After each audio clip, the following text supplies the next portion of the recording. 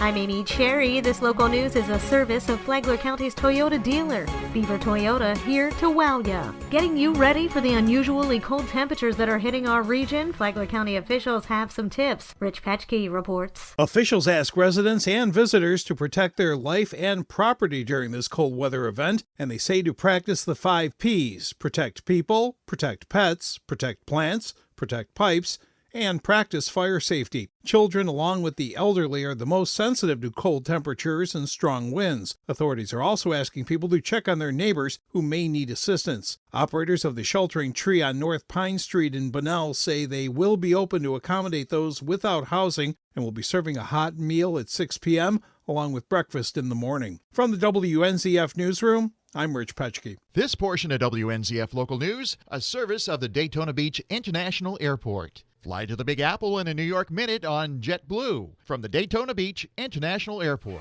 Flagler County has a new emergency management official. John Arking has the details. On Monday, a top member of Florida's disaster preparedness team will take over as director of Flagler County's Emergency Management Department. Jonathan Lord, who has been deputy director for the Florida Division of Emergency Management since 2015, replaces Steve Garton. Garton resigned in October as emergency management chief after getting into a conflict with top county officials over the handling of Hurricane Matthew. Lord, who was selected from a pool of between 50 to 60 applicants from across the nation, will take on more behind-the-scenes planning than his predecessors, according to County Administrator Craig Coffey. Lord began his career in his home state of New Jersey before moving to Florida in 2004, working in Palm Beach County for a short period, then spending more than 10 years in Miami-Dade, including 6 as a deputy director. Lord plans on creating a team approach to disaster preparedness and intends to build partnerships with municipalities and county agencies both within and adjacent to Flagler. From the WNZF Newsroom, I'm John Arking. A Palm Coast man watches another person steal his car right out of his own driveway. Flagler County deputies say Joseph Lokowitz left his Jeep running in his driveway to warm it up Wednesday morning, but by the time he came back outside, he watched it heading down the street with someone else behind the wheel.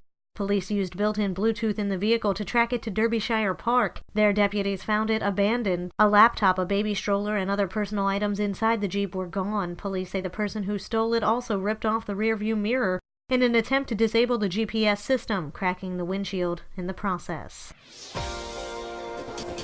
Florida Hospital Flagler has 2 new executives in the C-suite. Wally Diaquino has been named the hospital's chief operating officer, while Kathy Gover will take over as chief nursing officer. They're replacing Joanne King and Robert Davis, respectively. For Diaquino, it's a return to the hospital. He previously served on the staff for 5 years as a business development manager who's credited with opening the hospital's walk-in clinic.